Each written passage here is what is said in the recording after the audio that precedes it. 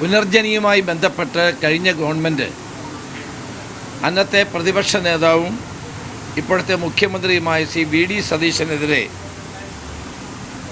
Vigilance അന്വേഷണത്തിന് ഉത്തരവിട്ടിരുന്നു. Vigilance വളരെ വിശദമായി തന്നെ കാര്യങ്ങൾ പരിശോധിച്ചു.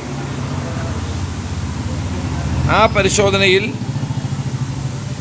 തെളിവുകളൊന്നും കണ്ടെത്താൻ കഴിയാത്ത സാഹചര്യത്തിൽ കേസിൽ നിന്ന് ശ്രീ വി.ഡി. സതീശനെ ഒഴിവാക്കണമെന്ന് വിജിലൻസ് ഡയറക്ടർ റിപ്പോർട്ട് ചെയ്തിട്ടുണ്ട്. ഈ റിപ്പോർട്ടിൻ്റെ അടിസ്ഥാനത്തിൽ മുഖ്യമന്ത്രി വി.ഡി. സതീശനെതിരെ പുനർജനിയുമായി ബന്ധപ്പെട്ട് കഴിഞ്ഞ സർക്കാർ എടുത്ത കേസ് അവസാനിപ്പിക്കാൻ ആഭ്യന്തര വിജിലൻസ് വകുപ്പ് തീരുമാനിച്ചിരിക്കുകയാണ്. 2018 പ്രളയത്തിൽ വീട് നഷ്ടപ്പെട്ടവർക്ക് വീട് വെച്ചു കൊടുക്കാനും വേണ്ടിയിട്ടുള്ള ധനസമാഹരണം നടത്താൻ വേണ്ടി വിദേശയാത്ര നടത്തിയെന്നും ആ വിദേശയാത്രയിൽ ധനസമാഹരണം നടത്തിയെന്നുമാണ് കഴിഞ്ഞ സർക്കാരിൻ്റെ നിർദ്ദേശപ്രകാരം വിജിലൻസ് അന്വേഷണം നടത്തിയത്.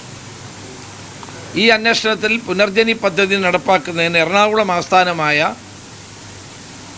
മണപ്പാട്ട് ഫൗണ്ടേഷൻ എന്ന സന്നദ്ധ സംഘടന വഴിയാണെന്നും പദ്ധതിക്ക് ഫണ്ടുകൾ കൈകാര്യം ചെയ്യുന്നത് ചെയ്തിരുന്നത് ഈ പദ്ധതിയുടെ പേരിൽ മണപ്പാട് ഫൗണ്ടേഷൻ ആരംഭിച്ച ബാങ്ക് അക്കൗണ്ട് വഴിയും ഫൗണ്ടേഷനിലെ FCRA കറണ്ട് അക്കൗണ്ട് വഴിയുമാണെന്ന് വിജിലൻസിൻ്റെ പരിശോധനയിൽ വ്യക്തമാവുകയുണ്ടായി. ഇതിൽ അന്നത്തെ പ്രതിപക്ഷ നേതാവ് ഇന്നത്തെ മുഖ്യമന്ത്രി വി.ഡി. സതീശന് ഒരു പങ്കുമുണ്ടെന്ന് തെളിയിക്കാൻ വിജിലൻസിന് സാധിച്ചിട്ടില്ല. ഈ സാഹചര്യത്തിൽ അഴിമതി നിരോധന നിയമത്തിലെ 7A വകുപ്പുകളിൽ പറയുന്ന കുറ്റങ്ങളൊന്നും ശ്രീ വി.ഡി. സതീശൻ ചെയ്തിട്ടില്ല എന്ന് അസന്നിഗ്ധമായി തെളിയിക്കപ്പെട്ടിരിക്കുകയാണ്. ഈ കേസിൽ വിജിലൻസ് ആംഗിൾ ഒന്നും തന്നെ കണ്ടെത്താൻ കഴിഞ്ഞിട്ടില്ല.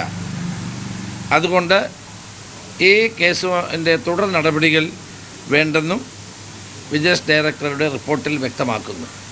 ആ സാഹചര്യത്തിൽ ഈ കേസ് അവസാനിപ്പിക്കാൻ തീരുമാനിച്ചതായി ഞാൻ നിങ്ങളെ അറിയിക്കുന്നു.